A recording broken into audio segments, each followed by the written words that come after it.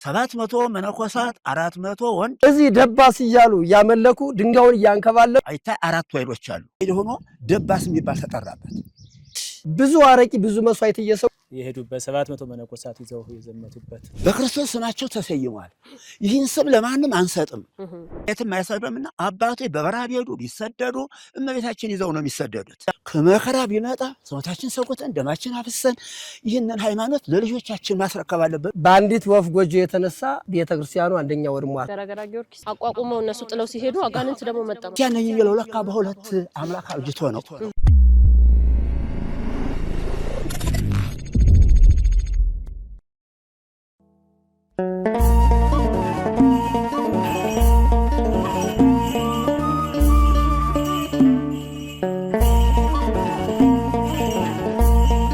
ሰላም ጤና ፍቅር በረከት ይስጥልን። እንደምን ቆያችሁን ተመልካቾቻችን? ሰብለ ወንጌል ጸጋ ነኝ። በዛሬው መርሃ ግብራችን ቋንቋ የነሽ ሚዲያ የሚገኘው በሰሜን ወሎ ዞን ውስጥ መቄት ወረዳ ገረገራ ቀራኒዮ መድኃኔዓለም እየተባለ በሚጠራው ስፍራ ላይ እንገኛለን። ይሄ ቦታ እንደተረዳነው ታሪኩን ከዚህ ቀደም ጣዖት ወይም የባዕድ አምልኮ ይመለክበት የነበረ ስፍራ ነው። ነገር ግን የመድኃኔዓለም ቦታ እንደሚሆን ወይም ደግሞ ቀራኒዮ እንደሚባል አስቀድሞ አባቶች በራእይ ወይም ትንቢት በሚባለው ተደርተው ያውቁት ነበርና እዚህ አካባቢ የሚገኙ አባቶቻችን ቦታው ላይ ጸሎት በማስደረግ መዝሙር እንዲዘመር በማድረግ የባዕድ አምልኮ እንዲፈጸም የሚያደርገው አካል ከዚህ ቦታ ሸሽቶ እንዲሄድ በማድረግ የመድኃኔዓለምን መስቀሉን እዚህ ከላይ ተክለውበታል ማለት ነው። በአሁን ጊዜ ደግሞ ይሄንን ቤተክርስቲያን የአካባቢው ማህበረሰብ በማስተባበር እያሰሩ የሚገኙ አባት አሉ። ባህታዊ አባ አዳነ ስለ ቦታው ታሪክ፣ ስለ መድኃኔዓለም ቤተክርስቲያን ታሪኩን ከዚህ በፊትም የነበረውን ያስረዱናል ማለት ነው። አሁን ወደዛ እየተጓዝን ነው። ትንሽ ይቀረናል እዛ ለመድረስና ቦታው ላይ ከደረስን በኋላ ደግሞ አባታችን ከቀደመ ታሪኩ ጀምሮ እስካሁን ያለውን ነገር ያስረዱናል ማለት ነው። አብራችሁን ቆዩ። ይህን ቦታ 700 መነኮሳት 400 ወንድ 300 ሴት ይዘው ሲጸልዩበት የነበረ ቦታ ነው።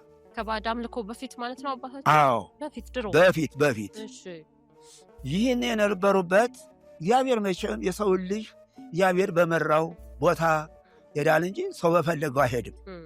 እግዚአብሔር በመራው ይህን ቦታ ከቀደሱ በኋላ እንደገና ደግሞ እንዲህ ያለ ቦታ ተቀድሳለ ተብሎ አቡነ ሳሙኤል ዘዋልድባ ተብሎ ይህንን ከቀደሱ በኋላ የዘላለም የስም መጠሪያቸው መታወቂያቸው መታሰቢያቸው ተክል አለ።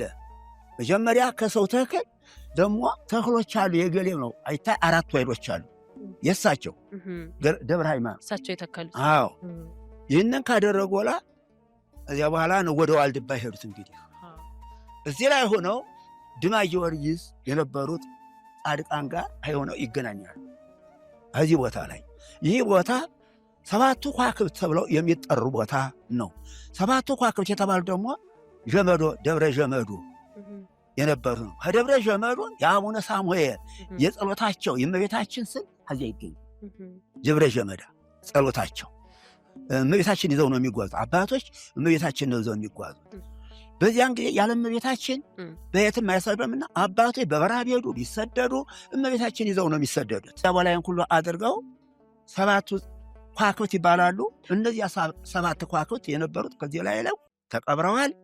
ከዚያ ቀጥሎ እጥር ያለው ደግሞ መጥተው ደግሞ የሳቸው አልቆ 6ቱ አዝማች 9ው ጋሻ መጥቶ ከጎጃም አቆታል። እዚህ ደባስ እያሉ ያመለኩ ድንጋዩን ያንከባለሉና አላዋቂዎች ብዙ አረቂ ብዙ መስዋዕት እየሰው አባቶቻችን ተነስተው ያን ገርሰው በጽዋ አባታችን በአቡነ እንድርያስ ጸሎት በባይታዊ ኪዳነ ማርያም ውግዘት ይህ ማንም ሲያርሰው የነበረውን ይሄ ማንም ሲያጭድ የነበረው እስካሁን ድረስ ወደ 18 ዓመት ባይታዊ ኪዳነ ማርያም ግዞት ይህ ቦታ ማንም አይነካ ማንም አያጭድም። ይህ ሁሉ የቀበሌ ነበር። ይህ ሁሉ የቀበሌ ነበር። ታቹ ተክለ ሃይማኖት ያለበት ቦታ ነበር የነበረው። የነሱላ ጸሎት እየረዳ በቦታው ያሉ ለካህን አባቶች ካህናት ጸሎተ ምህላ እየረዳ በእና አባታችን በባይታዊ አዳነ ካሰው አሁን ወደ 45 ዓመት ከዚህ ቦታ ሳይለቅ የመከረ ያስተማረ ወገኑን የመከረ ለብዙ ታሪክ ያደረሰን ነው። ገዳሙ እንዳለ ስርዓቱ ሳይፈርስ ምን ሳይፈርስ 6ቱ አዝማች 90ው ጋሻ ተረክበውታል።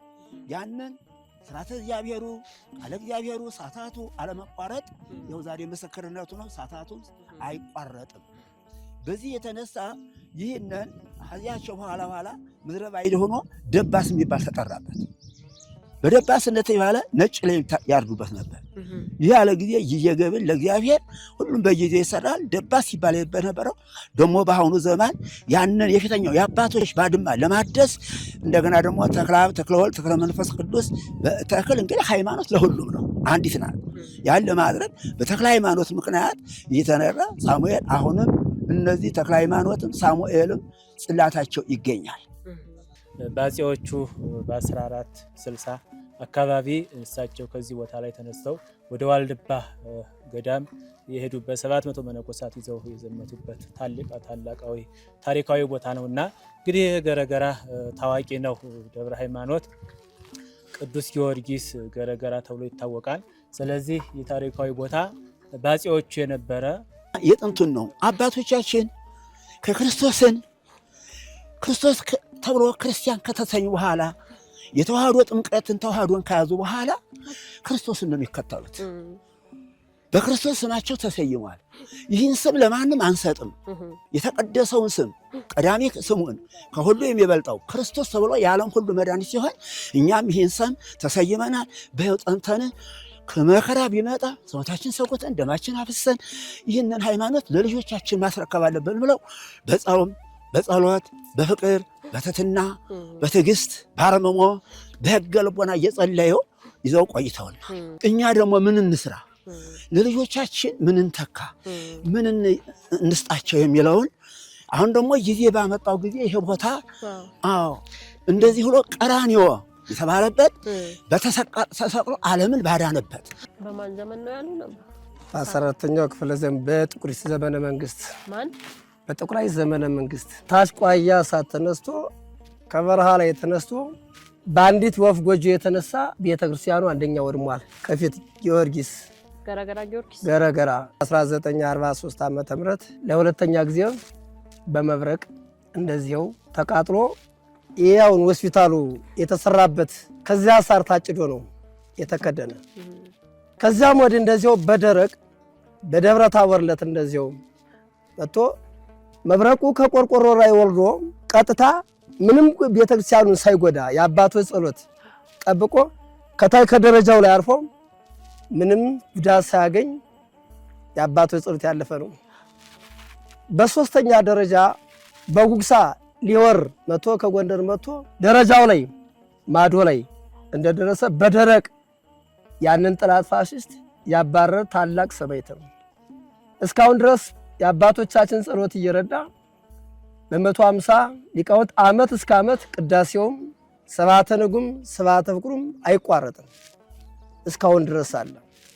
ገረገራ ደብረ ሃይማኖት አንድ ቀን ቅዳሴ ከታጎለ ከጨጨሆ በላይ ይጨልማል ይባላል እና እስካሁን ድረስ ያልተቋረጠ ነው። አባታችን መጀመሪያ አሁን ቅድም እና አባ ሳሙኤል እንዳቋቋሙት ነግረውኛል ይሄን ቦታ። ከዛ በኋላ እንዴት መልሶ ደግሞ የባዕድ እንትን ሆነ? የባዕድ አምልኮ ቦታ ይሆነው? ይሄማ በሰው ላይ ያለው ችግር ነው። እነሱ የት ሄደው ቅዱሳኖች የመሰረቱት ቅዱሳኖች ዋልድባ ሲሄዱ ነው ይሄ ቦታ ላይ አሃዱ በኋላ ይሄን ተቀድሰው ብዙ ጊዜ ተቀመጡ በኋላ ነው እንደገና ሀታይ ያንን ጊዮርጊስን ያ ሆኖ ገረገራ ጊዮርጊስ ተብሎ ሀያ በኋላ ይሄንን ተራራ ሲያሩ ጊዜ ባዶ ሆነ።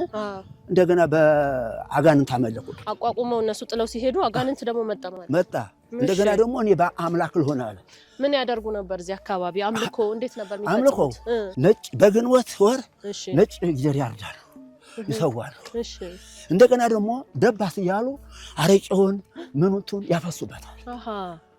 ያፈሱበታል። ይህን ሁሉ ሲሆን አይች ቦታ ዘልቅ ያላው መጥተው አያውቁም። ግን እዚህ ነበሩ የሚኖሩት። እርሶ? እኔ ትውልድ ይሄው እዚሁ ነው። አይሁን ይሄን ቦታ አላውቀው። ጊዜው በደረሰ ጊዜ አይታይ ሰህድ ህብርነት ከያዘ በኋላ ሰው ይዘልቃል። የመባቻ ነው አረቄ ሁሉ የሚፈሰው የሚታረደውም የመባቻ ነው። በአንድ ማለት ነው። እሺ እንዲህ ስል አባዳን አለችኝ አንዲት ሴት። ይህን ላይ የማይወታል ምን ነው ዝም ብሎ መጥቶ ምን ነው ያለው ለደባስ ሊያመልክ ለደባስ አረቂውን ሊያፈስ እንዲህ ብሎ አትረኝ ለካ ሀገሬ ክርስቲያን ነኝ የሚለው ለካ በሁለት አምላክ አብጅቶ ነው።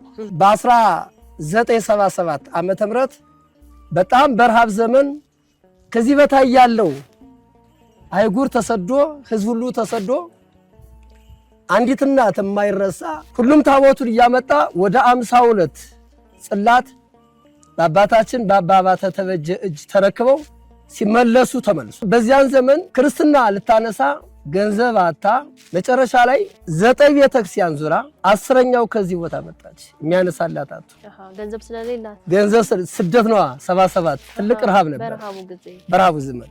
በዚህ ጊዜ ከዚህ ቦታ መጣ። ሌሎችም ክርስትና ነበሩና ክርስትናዋን አስነስታ የሥላሴ ልጅነት ለልጇ አግኝታ እንዳለ ያለምንም አንዲት ቂጣ ይዛ እንኩ እኔ 9 ቤተክርስቲያን ዙሪያ 10ኛ ነው ከናንተ ተስፋ ያገኘሁት ወለሰት የዚህ ታላቅ አንጋፋ መሪ የሆኑት ይህ ላንቺ ስንቅና ቀለብ ይሁንሽ ብለው እሷንም ክርስትና አንስተው ስንቋንም ሰጥተው የሚሸኙ አባጥራ ቦታ አገር ነው እና ይህ ሁሉ እንዳለ ይህ አሁን እግዚአብሔር አምላክ እንደፈቀደና እንደወደደ ብዙ አባቶች ገንዘብ አጥተዋል። ኃይለ ሥላሴውንም የሞላው የተነሳ አነሳሽነት በራይ በሱ ላይ የተነሳ ነው ከዚህ መሰረት የተመሰረተው። ገረገራ ደብረ ሃይማኖት ቅዱስ ጊዮርጊስ ተክለ ሃይማኖት አቡነ ሳሙኤል የሰሜን ወሎ ሁለተኛ ደረጃ ከላሊበላ ቀጥሎ ትልቁ እና አንጋፋው ጥንታዊው ብዙ ምስክሮች ያሉት ብዙ ቅርሶች ያሉት ደብር ነው ማለት ነው። ይሄ ደብር ብዙ ጊዜ ደክማል ሁሉም ሀገር እና በዚህ መልኩ የአባቶቻችን ጸሎት እየጠበቀ እየረዳ ከዚህ ቦታኛ በድቁናችን ሳለን ማንም አይነካ ማንም አያጭድም። ይሁሉ የቀበሌ ነበር ይሁሉ የቀበሌ ነበር። ታቹ ተክለ ሃይማኖት ያለበት ቦታ ነበር የነበረው። የነሱላ ጸሎት እየረዳ በቦታው ያሉ ለካህን አባቶች ካህናት ጸሎተ ምህላ እየረዳ በእና አባታችን በባይታው ያዳነካ ሰው አሁን ወደ 45 ዓመት ከዚህ ቦታ ሳይለቅ የመከረ ያስተማረ ወገኑን የመከረ ለብዙ ታሪክ ያደረሰ ነው። ቀራኒዮ መድኃኔዓለም እንደነገሩን መሬቱ በተቆፈረ ጊዜ የተገኙ ጥንታዊ መስቀሎች በዚህ በገረገራ ደብረ ኃይል ቅዱስ ጊዮርጊስ ቤተክርስቲያን እንደተቀመጡ ነግረውን ነበረ አባታችን።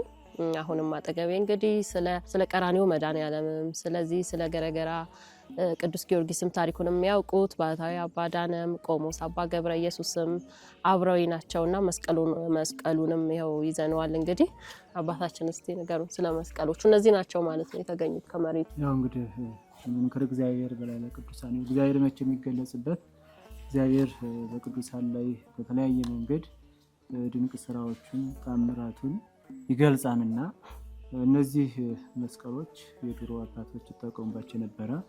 ቤተክርስቲያኑ ሊሰራ ቁፋሮ ሲቆፈር ነው እንግዲህ እነዚህ መስቀሎች የተገኙት። እነዚህ መስቀሎች እንግዲህ የተገኙበት ምክንያት ድሮ አባቶቻችን እና አባ ሳሙኤል ዘዋልድባ እዛ ቦታ ላይ አርፈው ገዳማዊ የነበሩበት በእነሱ ዘመን 700 መነኮሳት ይኖሩበት ያስተዳድሩበት የነበረ ገዳም ጥንታዊ ገዳም የነበረ ነው። ስለዚህ እነዚህ አባቶች ደግሞ ወደ ዋልድባ ሄደው በዛሉ የነሱ እንግዲህ በዛን ሰዓት የነበሩ አባቶች የቀረ በረከት ነው። ይህ መስቀል የድሮ አባቶች ከነሱ ለቦታው ታላቅነት የቀረ ትልቅ በረከት ማስረጃ ነው። ቤተክርስቲያኑ እንግዲህ ሲቆፈር ነው እነሱ የነበሩበት መሆኑ የሚያስታውቀው እዛ ውስጥ መገኘቱ ነው። ቅርሱ ተገኝቷል። ይህ መስቀል የድሮ መስቀል ነው። የምትገርም መስቀል ናቸው ሐረጎቹ። እነዚህ ሐረጎች የታሉ ሲባል ደብረ ሮሃ ቅዱስ ላሊበላ ላይ በየመስኮቶቹ የሚታዩ የሚገኙ ቅርጾች ናቸው። እነዚህ ዲዛይኖች በአንድ ዘመን የተሰሩ ሊሆኑ ይችላሉ ማለት ነው። ሊሆኑ ይችላሉ እና ከዛ ያያዩአቸው እንግዲህ ከ800 ዓመት በላይ ሊሆናቸው ይችላል ማለት ነው። በጣም ጥንታዊ ናቸው። አሰራራቸው ደግሞ ውብ ነው በጣም እና ማነሳቸው ምናቸው የዱር አባቶች እንደዚህ እንደዛሬው አልነበረም።